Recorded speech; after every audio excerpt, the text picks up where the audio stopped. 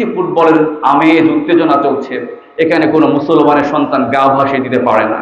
আপনার পত্র পত্রিকায় দেখেছেন এই ফুটবল খেলাকে কেন্দ্র করে ইতিমধ্যে ওখানে এমন পরিকল্পনা নেওয়া হয়েছে যে অবৈধ ব্যভিচার, যৌনাচার কিভাবে করা যায় এগুলো প্রোটেকশনের জন্য অনেক ফ্রি সরঞ্জাম সেখানে দেওয়া হচ্ছে, নাউযুবিল্লাহ।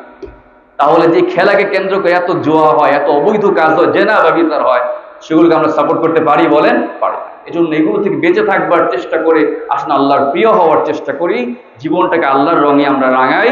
আপনি আমি এক সময় পৃথিবীতে যখন আসলাম, আল্লাহ সুবহানাহু ওয়া তাআলা বললেন, তোমাকে আমি দুর্বল অবস্থায় সৃষ্টি করেছি, অতঃপর দুর্বল অবস্থা থেকে আমি তোমাকে শক্তি দিলাম, আবার এই শক্তি অবস্থা থেকে আবার তোমাকে দুর্বল করব।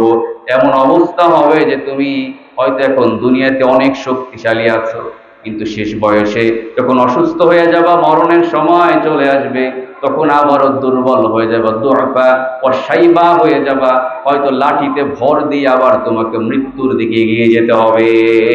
ঠিক কিনা বলে? ওই ফসল যেভাবে ফসল তোলার পর গাছগুলো একেবারে শুকিয়ে যায়, মরে যায়, মাটির সাথে মিশে যায়, ঠিক একই রকম মানুষের জীবনটাও এরকম। যখন ফসল তোলা শেষ, মানে যৌবনটা শেষ, আপনি বার্ধক্যে ঢোকা শুরু করলেন, 2 দিন পরে পরে ডাক্তারের কাছে যেতে হয়, হাসপাতালে যেতে হয়, অসুস্থতা লেগেই আছে। এক পর্যায়ে মৃত্যু নামক সেই সত্য, চিরন্তন সত্যটা আপনার কাছে আসলো।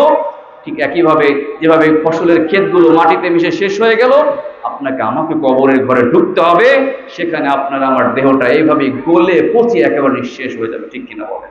আজকে থেকে আপনি 100 বছরের পরের কথা চিন্তা করেন। 100 বছর পরে আপনি আমি কি পৃথিবীতে থাকবো?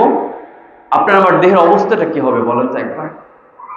এই সুন্দর দেহটা আল্লাহ যদি চান অবশ্যই সুরক্ষিত থাকতে পারে। ঠিক কিনা বলেন?